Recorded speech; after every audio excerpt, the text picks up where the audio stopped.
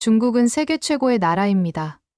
저는 항상 그렇게 교육받았습니다. 그런데 어느 날 중국의 속국이라고 생각했던 한국에서 저희 세계가 무너졌습니다. 도대체 저는 너무 충격적이었습니다. 중국이 세계 최고가 아니라니요?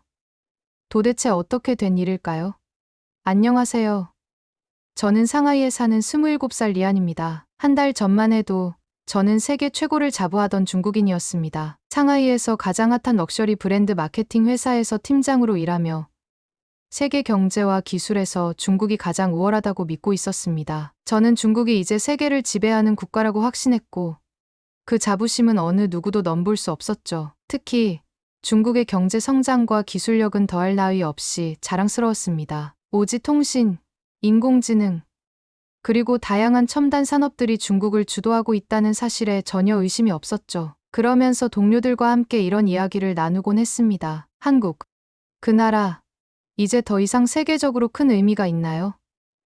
경제도 떨어지고 기술도 우리가 앞서가고 있는데 저는 이렇게 말을 했고 제 동료들도 모두 동의했습니다. 우리는 한국을 지나치게 겸손한 나라로 생각했고 그들의 경제나 기술력이 이제 우리 중국을 따라잡을 수 없다고 믿었죠. 우리나라가 모든 면에서 월등히 우위에 있다고 확신했던 그 순간 제 마음속에는 자신감이 넘쳐 흐르고 있었습니다. 하지만 그날부터 모든 게 달라지기 시작했습니다. 서울에서 시작된 짧은 출장 하나가 파리, 두바이, 런던으로 이어지면서 제가 알던 세상이 완전히 뒤집히게 되었죠. 제가 그동안 중국에 대해 갖고 있던 자부심과 그늘진 시선들이 모두 완전히 흔들리는 경험을 하게 된 겁니다. 그렇게 저는 상하이에서 서울로 출장을 떠났습니다. 처음에는 단지 짧은 출장일 뿐이라 생각했죠. 어차피 서울에선 큰일이 있을 거라고는 생각하지 않았습니다. 하지만 서울에 도착한 순간 제 생각은 완전히 달라졌습니다. 그날의 경험은 제가 그동안 중국의 우월성에 대해 가진 확신을 흔들어 놓는 계기가 되었죠. 서울에 도착한 순간부터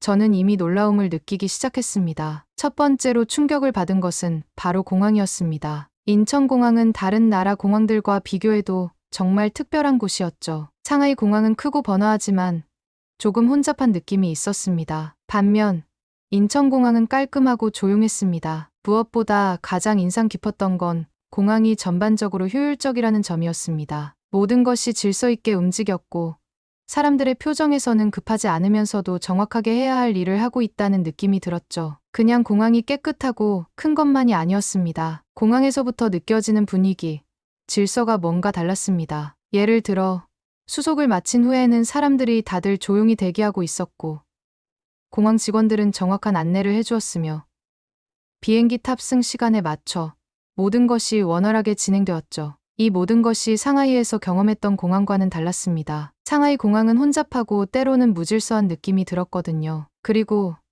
저는 지하철로 이동하기로 했습니다. 서울의 지하철은 그동안 여러 번 듣긴 했지만 직접 경험해보니 상상 이상이었습니다. 지하철역에 내려서 처음 느낀 건 공기의 청결함이었습니다. 상하이 지하철은 인구 밀도가 높다 보니 공기가 자주 탁하고 사람들이 바쁘게 움직이느라 소음이 컸습니다. 하지만 서울의 지하철은 다릅니다. 공기는 신선했고 승객들은 차분히 기다리고 있었습니다. 지하철 내부는 깨끗하고 잘 정돈되어 있었으며 승객들의 표정에서도 여유가 느껴졌습니다. 다음으로 제가 정말 충격을 받았던 것은 서울 사람들의 행동이었습니다. 사람들이 지하철에서 정말 질서 있게 움직였거든요. 먼저 줄을 서서 기다리는 모습이 굉장히 인상적이었습니다. 상하이에서는 때로 사람들의 이동이 혼잡하고 줄 서는 것도 여유롭게 하기는커녕 무질서하게 대기하는 경우가 많았죠. 그런데 서울에서는 다들 차례를 기다리고 자리를 양보하며 조용히 앉아서 스마트폰을 사용하거나 신문을 읽고 있었습니다. 특히 어린아이들까지도 부모님의 손을 잡고 조용히 줄을 서서 기다리고 있는 모습을 보면서 저는 정말 놀랐습니다. 이게 정말 서울인가?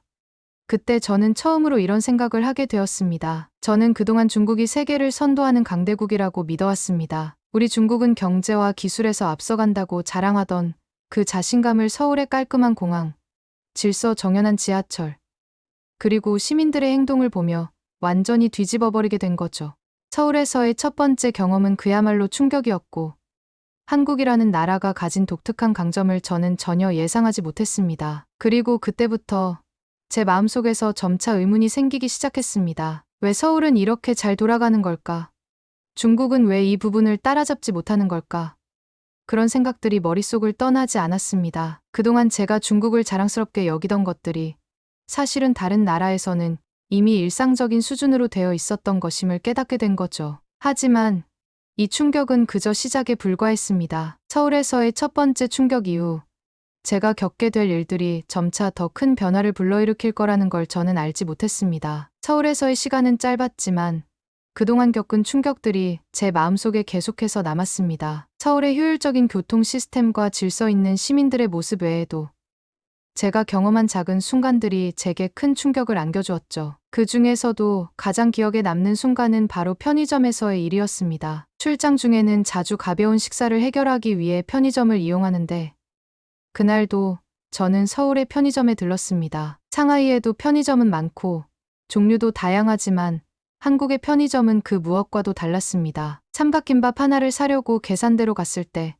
제가 처음 받은 충격은 바로 직원의 태도였습니다. 상하이의 편의점 직원들은 보통 바쁘고 서둘러 일을 처리하는 경우가 많습니다. 물론 친절하게 응대해주긴 하지만 그들에게 있어 일상적인 거래는 신경 쓰지 않거나 그저 기본적인 서비스만을 제공합니다. 하지만 서울의 편의점 직원은 다릅니다. 그 직원은 저를 마주하자마자 미소를 지으며 인사를 건넸습니다. 감사합니다, 손님. 영수증이요. 이 말과 함께 그녀는 깍듯하게 영수증을 건넸습니다. 작은 영수증 하나에도 이렇게 공손하게 대하는 모습은 상하이에서는 결코 보기 힘든 일이었죠. 제게 영수증을 건네줄 때도 손끝이 살짝 닿을 듯 말 듯 아주 섬세하게 건네주는 그 모습에 저는 잠시 멍해졌습니다. 이게 뭐지?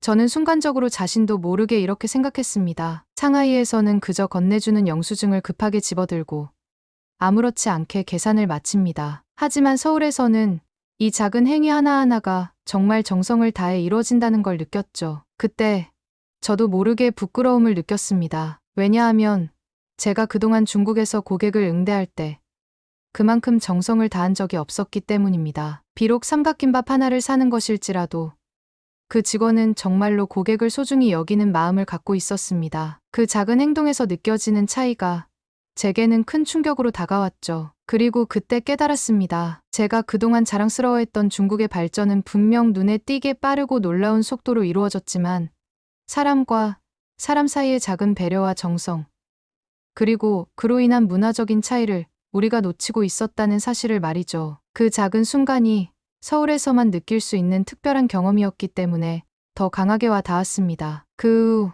서울의 편의점마다 그런 모습이 반복되었고 저는 그때마다 놀라워하며 한편으로는 조금 부끄러운 마음을 느꼈습니다. 이런 서비스는 정말 상하이에서는 찾기 힘든 거구나. 그런 생각이 제 머릿속에서 떠나지 않았습니다. 그 작은 충격들이 쌓여가면서 제 마음속에서는 점점 더 큰 변화가 일어났습니다. 서울에서 겪은 소소한 경험들이 단순한 일상 속에서 더 큰 의미를 지닌다는 것을 깨닫게 되었죠. 서울에 도착한 후 저는 그동안 경험한 충격들이 이어질 것이라는 예감이 들었습니다. 그리고 마침내 한국 지사에 출근하게 되었을 때 저는 또 한 번 제 눈앞에서 펼쳐진 세상에 압도당할 수밖에 없었습니다. 아침 9시 저는 한국 지사의 사무실 문을 열고 들어갔습니다. 상하이에서는 늘 바쁜 일정에 쫓기며 출근 시간이 지연되기도 하고 일상이 빠듯했지만 서울의 사무실은 달랐습니다. 직원들은 모두 정확히 9시에 출근하고 사무실 분위기도 매우 차분하고 집중되어 있었습니다. 그동안 상하이에서 봐왔던 바쁜 업무 환경과는 전혀 다른 모습에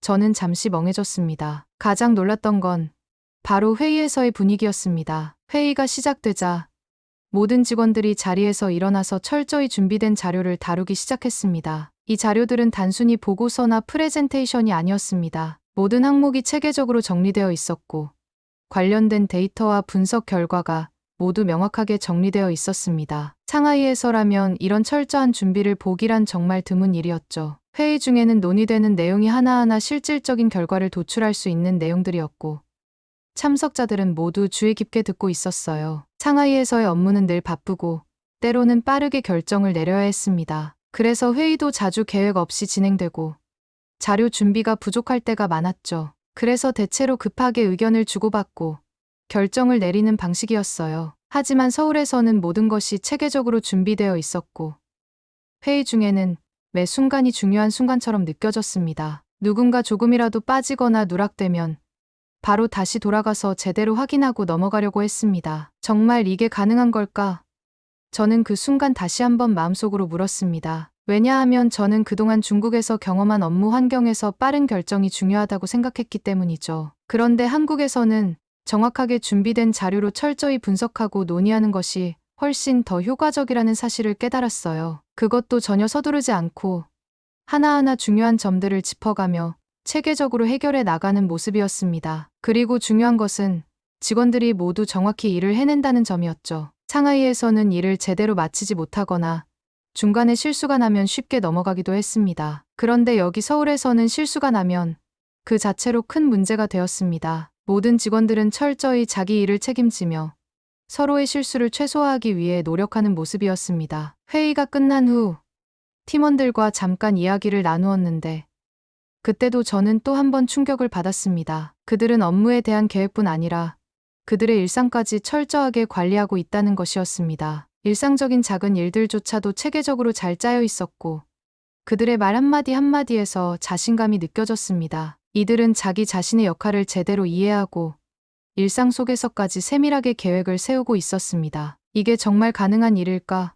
저 스스로 묻게 되었습니다. 왜냐하면 저는 그동안 중국에서 이런 체계적인 모습을 전혀 경험하지 못했기 때문입니다. 중국은 빠르고 혁신적일 수 있지만 때로는 그 속도가 너무 빨라서 중요한 부분을 놓치곤 했습니다. 그런데 한국은 그 속도 안에서도 하나하나 놓치지 않고 더 나은 결과를 만들어가는 모습을 보여주고 있었습니다. 그때부터 저는 다시 한번 한국과 중국을 비교하기 시작했습니다. 한국 사회의 조직력, 질서, 그리고 체계적인 업무 환경은 그동안 제가 알지 못했던 새로운 세상처럼 느껴졌습니다. 이 작은 차이가 결국 한국이 가진 진정한 강점이라는 생각이 들었죠. 서울에서의 일상은 제가 지금까지 겪어왔던 중국의 현실과는 완전히 다른 차원의 조직력이었습니다. 서울에서의 시간이 점점 흘러가면서 저는 한국에서의 경험이 계속해서 저를 놀라게 하고 있다는 사실을 자각하게 되었습니다. 출장 중에 한 번은 호텔에서 여유를 가지며 TV를 켰습니다. 그날은 우연히 뉴스가 흘러나왔고 그 내용은 제가 상상하지 못한 충격적인 것이었습니다. 오늘 뉴스에 따르면 한국 여권이 세계에서 5위권 안에 드는 여권이라는 사실이 밝혀졌습니다. 한국 여권을 가진 사람들은 무려 192개국을 무비자로 여행할 수 있습니다. 저는 그 말을 듣자마자 잠시 멍해졌습니다. 믿을 수 없었어요. 정말. 한국 여권이 세계에서 5손가락 안에 들다니. 그건 제가 상상도 못한 일이었습니다. 제 머릿속에서 한국이라는 단어가 계속해서 맴돌았습니다. 한국 여권이 그런 위상을 가지고 있다는 사실이 믿기지 않았습니다. 그동안 저는 한국을 기술 강국 정도로 생각했지. 그 여권의 힘을 전혀 인식하지 못했거든요. 저는 다시 한번 TV 화면을 집중해서 봤습니다. 뉴스 앵커는 한국 여권의 신뢰성과 국제적인 위상에 대해 설명하고 있었고 그 중에서도 가장 눈에 띄었던 부분은 한국 여권이 192개국에서 무비자 입국이 가능하다는 사실이었습니다. 그 말에 저는 다시 한번 놀라움을 금치 못했습니다. 그동안 제가 믿고 있던 중국의 위상이 흔들리기 시작했습니다. 중국 여권도 상당히 강력하다고 자부했던 제게 한국 여권이 그보다 더 많은 나라에서 무비자 입국을 허용받는다는 사실은 상상할 수 없는 일이었습니다. 저는 깊은 생각에 잠기면서 그동안 제가 너무 중국에 대해 자부심을 가지고 있었음을 깨달았습니다. 한국은 경제, 기술, 문화 등 모든 면에서 빠르게 성장했고 이제는 그 여권의 힘까지 따라잡은 것입니다. 도대체 어떻게 이럴 수 있지?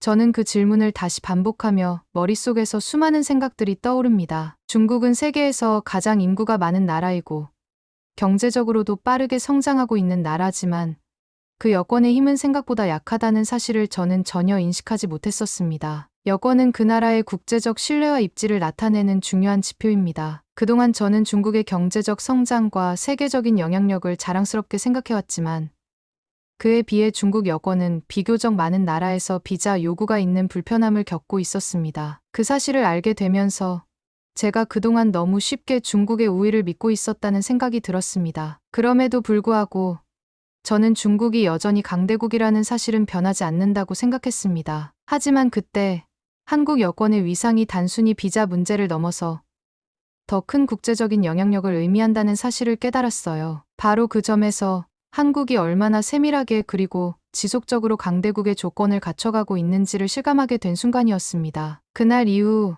저는 자꾸만 한국의 여권과 그 국제적인 지위에 대해 생각하게 되었습니다. 중국은 여전히 강한 나라지만 이제는 한국이 그와 견줄 만한 강력한 여권을 가지고 있다는 사실을 인식하게 된 것이죠. 그리고 그 생각은 점점 제 머릿속에서 커져갔습니다. 서울의 거리를 걸으면서 저는 한국 사회에서의 또 다른 큰 차이를 느끼게 되었습니다. 명동의 거리는 상하이와는 또 다른 느낌을 주었습니다. 사람들이 걷는 속도도 말소리의 크기도 다르게 느껴졌죠. 상하이 명동도 북적이고 활기차고 시끄럽습니다. 하지만 서울의 명동은 다소 차분하면서도 질서가 있는 모습이었습니다. 그날 저는 명동에서 시간을 보내며 두 가지 현상을 목격했습니다. 첫 번째는 길거리에 나와 있는 중국인 관광객들이 너무 시끄럽게 떠들고 있는 모습이었습니다. 그들은 서로 중국어로 크게 이야기하며 주변을 아랑곳하지 않고 자신들의 세계에 빠져 있었습니다. 그 장면을 본 순간 저는 조금 불편한 감정을 느꼈습니다. 물론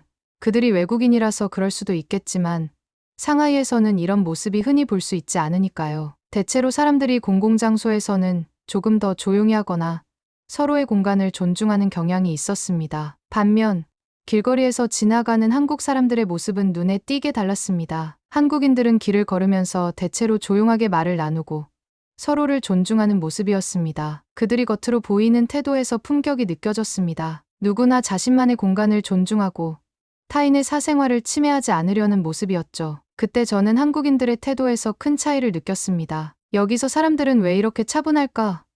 그 질문이 저를 잠시 멈칫하게 했습니다. 또 하나의 큰 충격은 지하철 안에서 일어난 일이었습니다. 한 학생이 임산부에게 자리를 양보하는 모습을 봤습니다. 상하이에서도 가끔 임산부나 노약자를 위해 자리를 양보하는 모습을 보긴 했지만 한국에서는 그 모습이 자연스럽게 일어났습니다. 심지어 그 학생은 아무런 망설임 없이 임산부가 자리에 앉을 수 있도록 자리를 양보했습니다. 그리고 한편에서는 젊은 남자가 노인을 부축하며 자리를 안내하는 모습을 봤습니다. 그 모습에서 저는 정말 큰 충격을 받았습니다. 왜냐하면 상하이에서는 그런 일들이 그리 흔하지 않기 때문입니다. 정말 이런 일이 자연스럽게 일어나고 있구나.